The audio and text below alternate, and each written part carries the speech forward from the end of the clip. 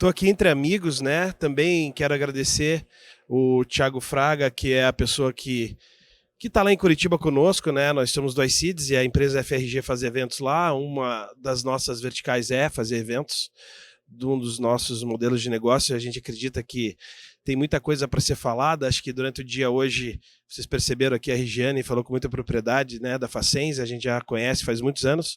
E dizer que essa discussão de eletromobilidade, essa provocação que o Thiago Fraga nos fez, né, de estar junto no Smart Cities Brasil, é uma coisa que a gente também defende há muito tempo, que é o setor da energia para a gente é muito importante. Curitiba, capital do Paraná, ela tem ali a Copel e a gente está sempre presente nos eventos, a gente vem percebendo a evolução de uma empresa estatal que tem olhado muito pro mercado privado, né, para o setor privado, através da Itaipu, da rede que a gente tem de eletromobilidade, né, Eletrovia de Paranaguá até Foz do Iguaçu. Todas essas ações da Smart Copel nos colocam assim de frente para uma nova forma de ver as cidades e como aproveitar melhor as energias renováveis, seja qual for a matriz. Então, acho que essa discussão ela vai longe. Ano que vem, aqui eu, o Thiago e o Caio e o Eduardo, meus sócios, estamos bolando aí mais 4 eventos. Vamos precisar de vocês lá primeiramente, que vai ser em São Luís do Maranhão, depois vai ser no Rio de Janeiro. Lembrando que a gente faz a 4ª edição do Smart City Expo Curitiba, que é o maior evento do Brasil, que o Eduardo já tinha comentado, em março, nos dias 22, 23 e 24. A gente espera lá 15 mil pessoas. E agora estamos indo para Barcelona, num evento que tem já a sua 11ª edição, que é considerado o maior do mundo, com 1.500 expositores, vão ser mais de 30 mil pessoas lá do mundo inteiro, e que falam muito. E foi lá, Adalberto, que eu, em 2016, cheguei e me deparei entre os pavilhões lá, os carros elétricos andando, e foi o nosso grande start, né? O nosso start de ver Tesla andando, os carros do Leaf, tinha aquela Sunflower, que é tipo uma árvore fotovoltaica que ela monta e ela persegue o sol. Eu falei, cara, o que é isso? Era o primeiro fórum como esse que estava acontecendo em Barcelona para discutir eletromobilidade.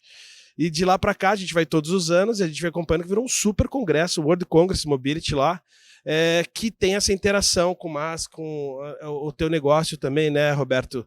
Que é você estudar a inteligência, como que se eletrifica, tem que ter muita inteligência. Inclusive, acho que você tinha que falar com o Rafael Greca lá, que está colocando os ônibus, inclusive os ônibus da BID para testar lá. E a gente está indo para esse lado em Curitiba. Mas feitas as apresentações aqui, e já, assim, todos vocês já se apresentaram aqui, eu queria fazer uma pergunta para o Adalberto, que foi, assim, começar por ele aqui, porque eu acho que a gente vê muito gestor público realmente, como a Regiane falou, preocupado na cadeia produtiva e na economia circular, né? Existe essa... Fica pairando no ar, pô, será que duas coisas, vai ter energia para tudo isso? E para onde vai quando a gente tiver que descartar a bateria? Existe uma inteligência pensada nessa transferência do que é uma bateria que já está precisando ser reposta? Para onde que ela vai? Qual é o descarte? Me conta aí. Bem, Beto, são dois temas super relevantes, né? O primeiro é fácil responder, né? Como foi mostrado, inclusive, aqui no painel anterior, 85% da recarga é residencial e a maioria dela vai ser noturna, que as pessoas chegam em casa do trabalho e deixam para carregar.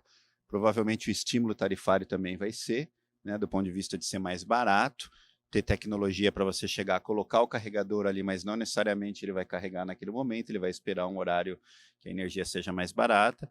Então, assim, disponibilidade de energia à noite no Brasil não é um problema, né? Um carro elétrico puxa igual o ar-condicionado, né? Um chuveiro elétrico. Então, assim, uma recarga lenta, claro, né? Então, assim, não vemos tantos problemas. Você vai ter problemas pontuais em alguns lugares de algumas cidades, pela necessidade de ter frotas grandes de ônibus e caminhão, de tal, que eventualmente façam uma recarga ali mais... Ônibus não, hoje o ônibus carrega da meia-noite às 4 da manhã e roda o dia inteiro. Mas surgem também tecnologias e fabricantes que estão tentando tirar a bateria do ônibus para deixar ele mais barato e fazer essas recargas de oportunidade. Então, você roda ali 150 km, para um pouquinho, carrega. Roda tal, para um pouco, carrega. Aí, talvez você vá precisar ter, mas também, como a gente viu aí nos outros debates, né, o crescimento da mobilidade elétrica está muito atrelado ao crescimento da geração distribuída. Né, porque você vai ter um carro elétrico, o próximo passo é você pôr um sistema solar na tua casa e vice-versa. Né? Você tem um sistema de energia solar. Aí você fala, pô, por que eu vou ficar gastando R$ 1.000, R$ 2.000 de combustível todo mês se eu já tenho essa energia mais barata? Economiza 80%. Então, acho que por um lado isso, e do outro a sustentabilidade das baterias. Né? Até não sei quem viu ali do lado ali, a gente estava vendo ali um pouco dos debates de armazenamento e o CPQD estava apresentando um dos projetos, né, que é um projeto inclusive nosso com a BYD, de segunda vida de bateria. Então hoje a bateria fica no veículo ali até uns 80%, 70% da capacidade inicial, 10 anos. Depois você tem mais 10 anos numa segunda vida dessa bateria, de 80%, 70% até 30%, né? Que você vai usar para sistema de armazenamento para off-grid de solar, pequenos pacotes de bateria para empilhadeira, né? Armazenamento também residencial e comercial para fugir do horário de pico. Então você tem ali quase 20 anos de vida útil dessas novas químicas de bateria de lítio e depois a reciclagem completa, porque os minérios todos estão ficando muito mais caros, então a BYD mesmo, quando inaugurou essa maior fábrica de reciclagem que a gente tem lá na China, eu achei que fosse uma pegada ambiental, né? Até estava esperando, tipo, pô, e aí? Por que vocês fizeram? Porque era bem na época que começou a vender carro na Europa, né? E eu falei, deve ser alguma normativa europeia, já estão... Não, nada, eles falaram, não, é 70% mais barato reciclar o lítio do que comprar novo, né? Então, assim, do ponto de vista econômico, é verdade que o lítio cobalto, né, que a gente tem nas baterias de celular, essas são muito mais difíceis de serem recicladas, né? É um passivo ambiental complexo que a modernidade trouxe. Mas as químicas de veículo, a NMC, NCA, né? Níquel, manganês, cobalto, e a NCA, que é alumínio, cobalto, que são os coreanos e os japoneses, ela já tem uma reciclabilidade maior, embora tenha um pouco de cobalto. Já as químicas chinesas, né, da BYD, não tem problema, lítio, fosfato de ferro, nem tem cobalto. Então você não tem problema ali para reciclar. A reciclagem é bem mais fácil. O ferro é um minério muito simples de você mexer, né? Assim como o lítio também. Então é algo tranquilo e acho que aos poucos esses gargalos aí vão sendo resolvidos. Manda bala.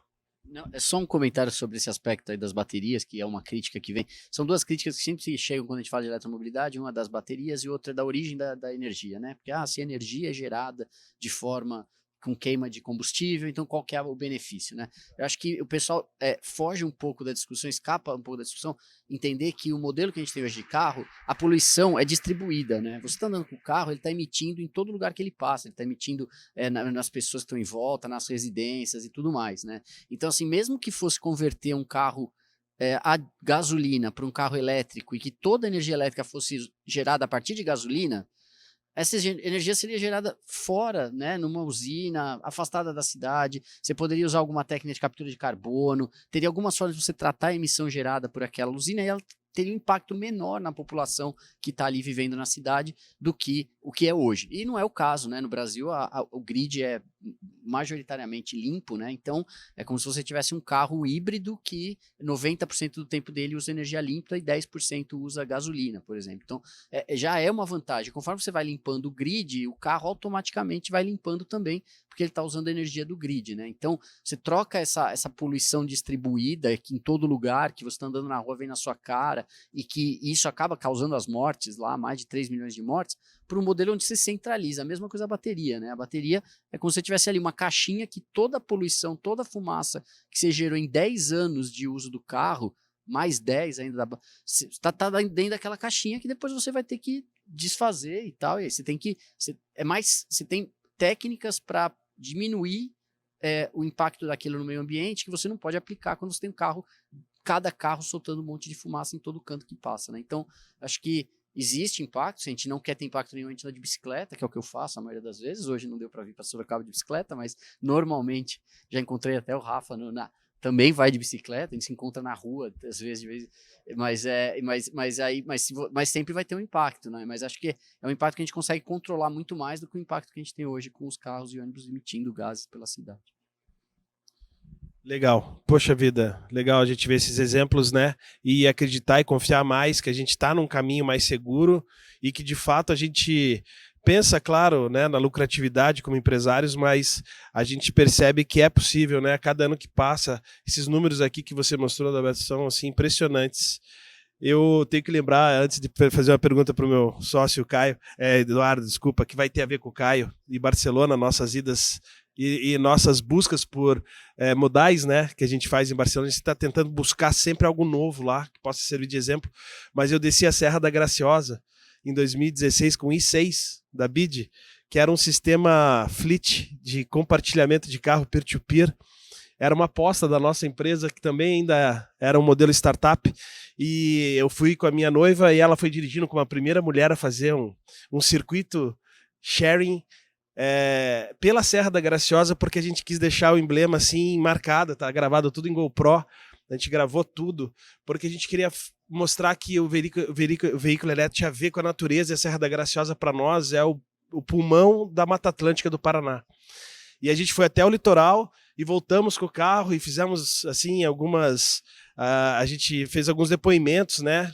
Mesmo com aquela tecnologia do i6, mostrava o potencial que tinha o veículo elétrico. Como ele assim, você desce a serra, ele vai recarregando, ele tem uma inteligência e você entra naquela inteligência.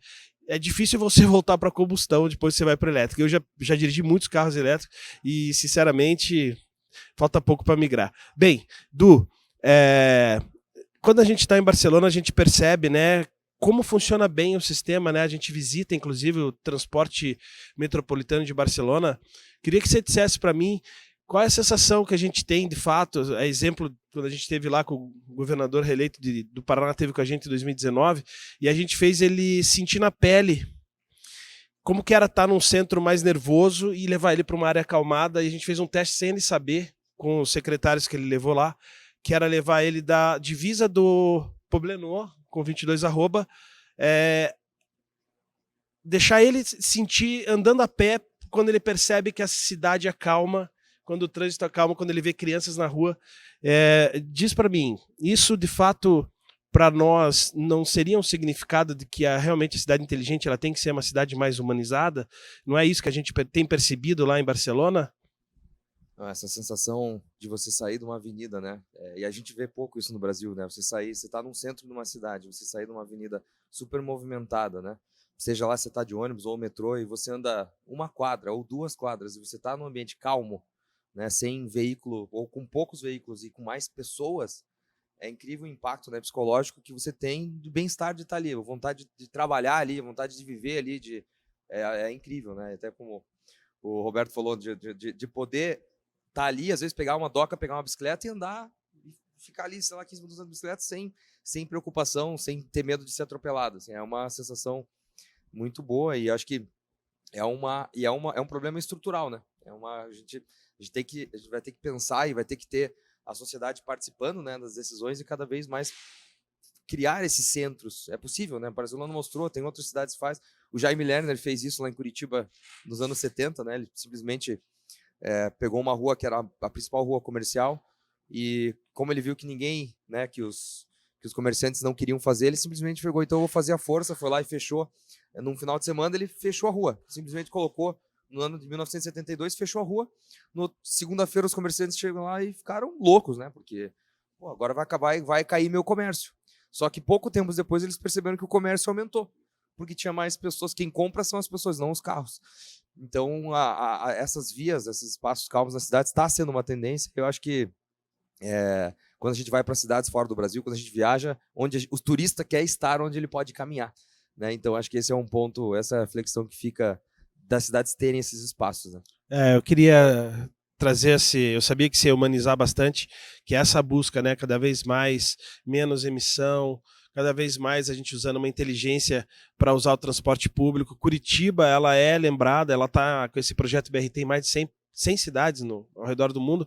Eu estava no México, no evento Smart City Latam, conheci um arquiteto, amigo do Jaime Lerner, ele estava vivo, o Jaime ainda, em 19, e ele falou assim, poxa, você é de Curitiba, manda um abraço para o Jaime, o projeto dele de BRT eu levei para 20 cidades aqui no México. Tem 20 cidades que eu uso o projeto de... toda vez que eu preciso pesquisar alguma coisa, mas eu digo Curitiba falando Brasil, tá? Não estou defendendo a cidade, estou defendendo o modelo. Eu acho que a gente tem que pensar nisso. Eu não estou defendendo só a BID, tanto admiro e o seu trabalho, mas eu gosto muito, eu escrevo artigo lá no Canal Tech, me meto lá a escrever no Tecmundo, para tentar ser sempre um indutor, estimular, porque a gente não pode olhar para trás e achar que a gente vai repetir os mesmos erros, a gente tem muita coisa pela frente, a inovação, como você citou, a partir do momento que a gente tem tecnologia e inovação, cara, praticamente a gente fica sem limites. Né? E quando a gente coloca, como a Regiane falou aqui, o ser humano, o cidadão como protagonista, que é o que sempre a gente aprendeu em Barcelona. Todas as vezes que a gente vai naquele grande evento, grandes tecnologias, grandes empresas, a chinesa Huawei, a americana Microsoft, estandes gigantes, aquela coisa, mas no fundo, quando você senta lá com um consultor, seja de que país for, se for da Índia, de Israel, o cara está falando que isso aqui é bom para as pessoas. Então a gente já quebrou, sabe, é um paradigma que tínhamos, né, de que a gente achava que ia trazer todo tipo de tecnologia, desde 2011 indo para Barcelona, não, vamos trazer tecnologia, que nada, nós vamos trazer um sentimento e vamos aculturar as pessoas, e a gente tem percebido que vários gestores públicos, inclusive eu gostei muito da tua campanha, da forma como você defende todo esse ciclo, né, que é o cidadão, que é o meio ambiente, que é a produtividade, a qualidade, a inovação. Muito interessante a forma como você liderou a tua campanha aí. Parabéns, Adalberto, de verdade. E sobre Curitiba, usando um outro modelo, você podia dar para a gente, assim, eu fiquei curioso, assim, qual lugar, porque nós tivemos um escritório da Green for Tea agora, né, em São Paulo, inclusive um dos escritórios mais legais que eu já fui em São Paulo. Vocês são pessoas muito especiais mesmo, vocês são bem disruptivos, vocês são um ex-aluno aqui também do Smart City Expert, né, do nosso curso de especialização em cidades inteligentes. E cara, diz pra gente aí qual que é a cidade que você consideraria hoje que está no limite para ter a adoção da plataforma de vocês, assim, de bate-pronto, assim. A gente tem já rodando nossa plataforma em 15 cidades no mundo. A gente está tentando, né, converter negócio e tal. Tem algumas que estão negociando já.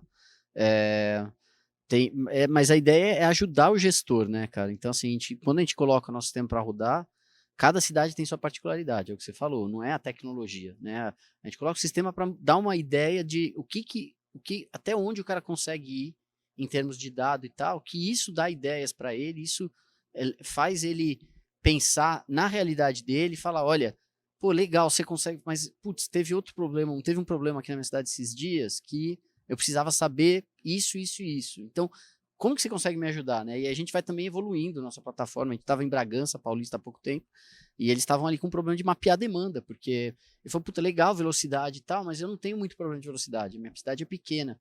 Agora, depois da pandemia, eu não sei onde estão meus usuários. Assim, eu tenho ônibus vazio e tem um monte de gente ligando aqui que está com ônibus lotado. Então, e eu não sei por quê, porque como é que quando eu olho na rua o ônibus está vazio e tem ligação reclamando e tal.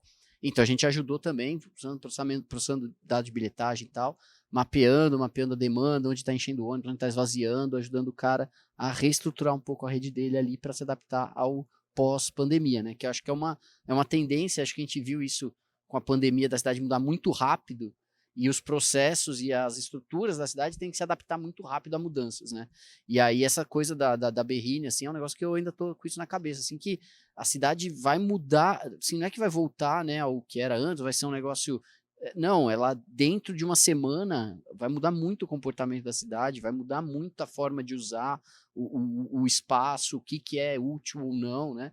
E acho que também para o futuro, né, e mesmo para a eletrificação da mobilidade, apesar de a gente ter energia, a energia a gente conseguir até resolver, assim, a forma que a gente se movimenta na cidade é muito ineficiente ainda, né? A gente usa muita energia para se movimentar, não energia elétrica, qualquer energia, né? Gasolina, a gente queima muito combustível para se movimentar na cidade, né? Então tem que passar por uma discussão de modelos de cidade, de como diminuir distâncias, reduzir viagens, né? O próprio modelo de Barcelona, né, onde eles começaram a fechar os superblocos, e aí todo mundo falou, pô, mas vai fechar as ruas, vai aumentar o trânsito, né? Como é que vai fazer? E aí eles, pô, viram que não, que tem um processo ali de trânsito desaparecer, né? Evaporação de tráfego, né? Eles falam que fechou rua e não aumentou o trânsito, né? Então diminuiu a quantidade de viagens, né? Então a gente tem que também mudar o modelo de cidade para as pessoas precisarem fazer menos viagens no dia a dia, usar menos energia para se deslocar.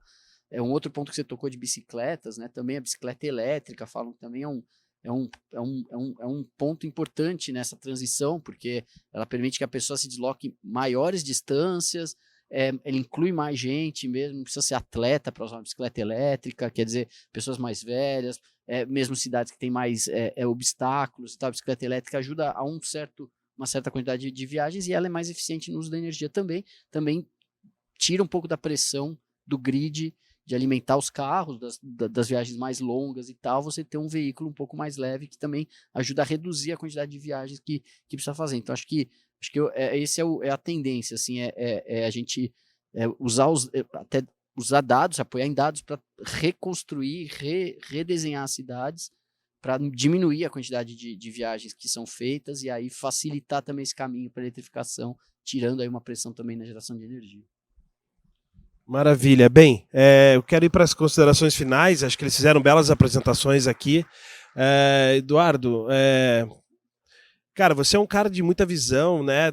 Cuida da parte estratégica do iCities e tal. O que você considera aí para os próximos anos de bate-pronto também? Eu sei que você estuda bastante os próximos passos da humanidade dentro dos teus estudos, mas o que você considera aí de visão de futuro aí que você possa dividir com as pessoas dentro do que você vê, você como coordenador do Expert também?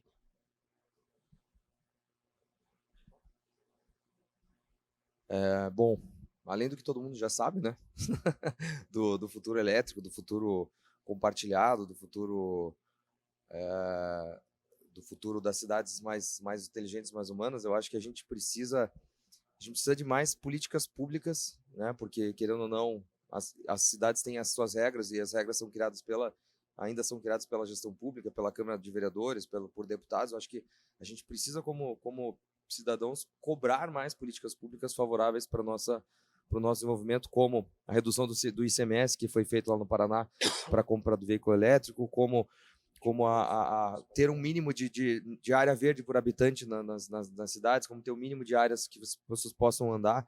Né? A calçada, normalmente, ela é o espaço da cidade mais esquecido, né? Porque o mercado privado, incorporação, ela cuida da edificação, que é importantíssimo, e a gente passa 90% do tempo dentro de uma edificação. Né? É importantíssimo pensar em edificações mais inteligentes, que já tem essa pegada da energia, do IoT, ela vai conversar com você, mas a cidade cuida também da rua.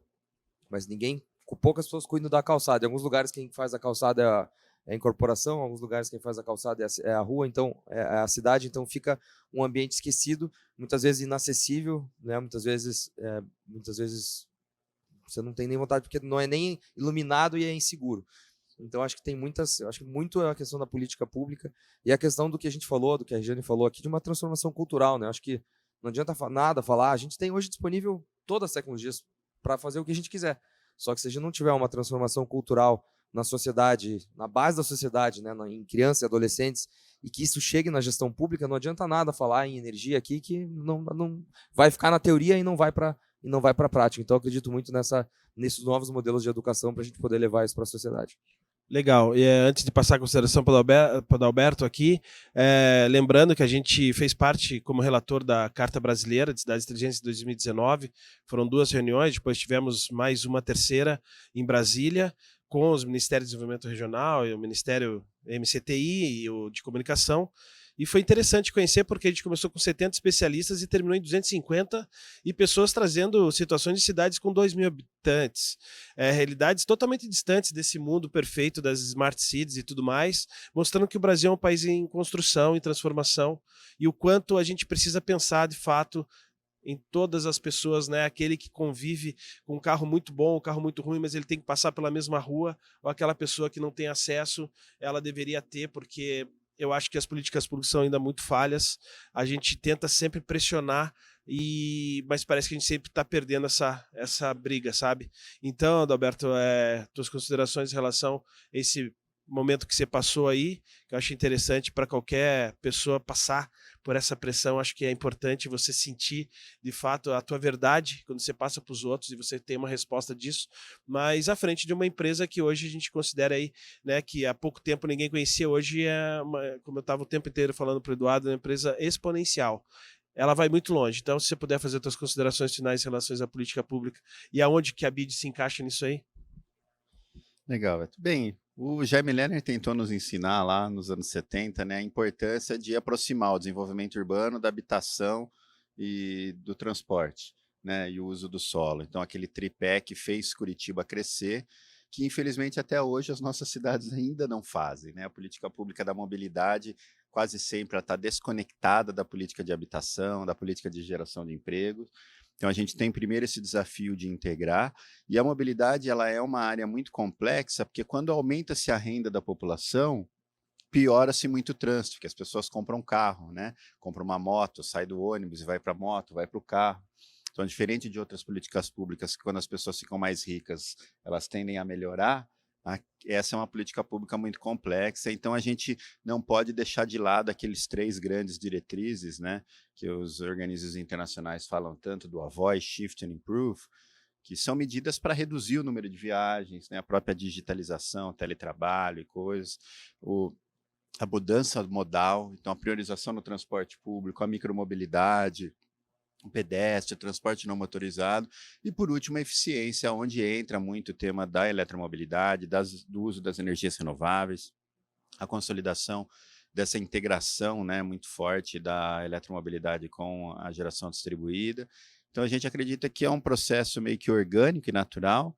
A BYD como fabricante de componentes e produtos e veículos em praticamente todos os elos, né, desde a geração de energia, né, do sol à roda praticamente, né, a gente está lá. Então para a gente, óbvio, é um trabalho muito forte, e quem não viu essa semana passada a gente lançou lá na Europa, né, agora a venda de veículos elétricos na Europa.